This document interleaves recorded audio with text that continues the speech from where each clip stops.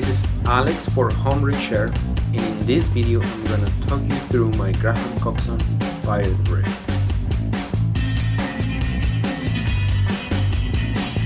Hi, my name is Alex, I'm from Calgary, Alberta, Canada, and I'm gonna show you my Graham Coxon inspired pedalboard. So the pedalboard from the guitar to the amp, it's the Bfb V2 Vibrato, Bfb V2, a RAD2, another RAD2, a Bfb V2, really like a very rare pedal and sought after, and a made in Japan Bfb V2.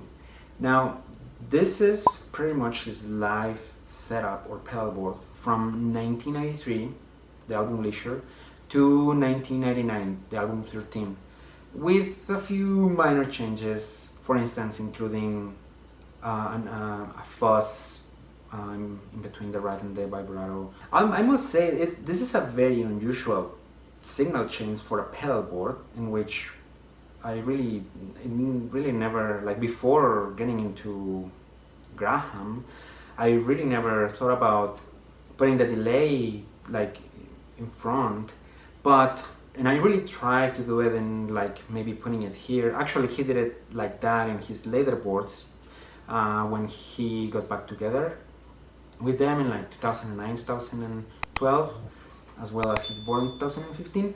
But I must say that even though having it after the dirt produces I guess a more traditional sound, having it before the distortions is actually very like interesting. The main difference that I found is that delay first, the repetitions get dirtier, and if the delay is after the dirt, it basically is repeating what's been played. So that was one of the probably the main difference that I found, and I was a little bit stubborn about it in the beginning, but at least from those live recordings from 1993 to 1999, that's how he was running it. Since we're talking about the pedal board, let's go through some examples. The Bfb V2 is probably mostly known for Bill Bomb, but also used it in the song Inertia, in the song Stereotypes. And one of my favorites is the helicopter delay, as we call it these days, as heard on the song On Your Own. That sound is highly recognizable these days, probably because of Josh Klinghoffer as well, and the song Dark Necessities by the Red Hot Chili Peppers. But when I first heard it was in that song On Your Own by Blur. Then moving on is the Bfb V2 the Vibrato. I have the Wasa Craft version.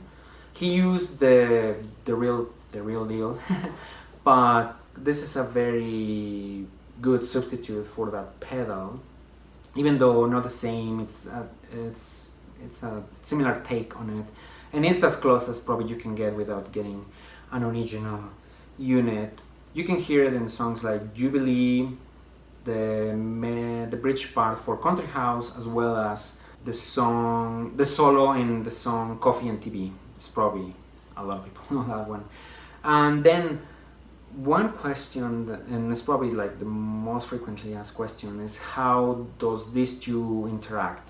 And while I've never seen Graham's settings, this is what worked for me, and this is how I run them.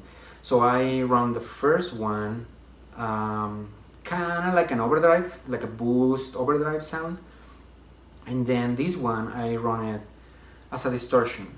One interesting thing is in the first three albums he actually didn't have a fuzz, but what we hear, what to our ears appears to be a fuzz, is actually the two stacked together.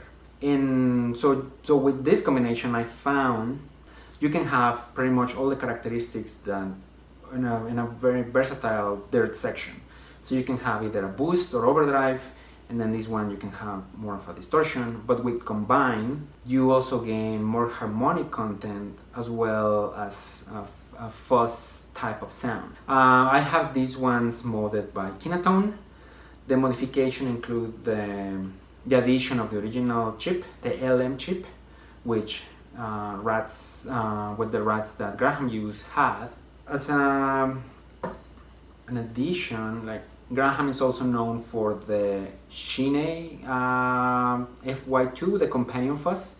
This one is a clone built by Patrick at Collector Effectors and is used in the song Coffee and TV, the solo. This is the sound. And he's also known for the Shine Super Fuzz FY6. And this one is also a clone built by Mike at Seeker Electric Effects. You can hear this fuzz in the song Charmless Men. So in addition to those two, after the third album, that's when he started to having a fuzz also. I also have used, just for funsies, the turbo version of the Rat, and it does sound different. Then we have the Boss PN2, which is, at least in my experience and from the songs that I've learned, the second most used effect for Graham. This one is the core tone, the Rat, and this one being the second one. This is the PN2, it's a very rare pedal. If you can find one, great. But if not, you can use something like a Boss Tier 2 or anything with like a triangle or square waveform. The difference between these two, the main difference is this one is stereo, this one's mono, but Graham's live rig was mono, so you don't really need stereo. In actual fact, that's how I run mine, in mono. Mono in, mono out. I don't run it in stereo. Another difference that I found with these two is that this one has more rate and has a more soft transformation between the waves. This one is either triangle or square. This one can go from triangle to sine to square. Some examples of this song is the live version of Blue Jeans, the live recording, as well as the live version for Oily Water. For the recorded version, he did run it in stereo with two different speeds panning at the same time, but live he just uses mono. The recorded version for Villa Rosie also uses a PN2, the live version for Coping, the recording version for End of a Century, Bad Head. Like it's a really commonly used pedal by Graham.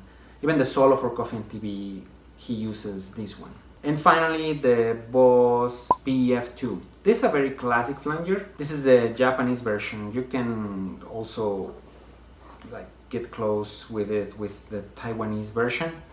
The only difference, I've tried both, and one of the differences is that the settings are not quite the same, but I think it's because of the pot tolerances. They're different, so the settings wouldn't be like identical per se. But you can get like very, very close. Or alternatively, you can use the newer version, which is the Boss BF3. This one, probably most known or most commonly known for the song Chemical World.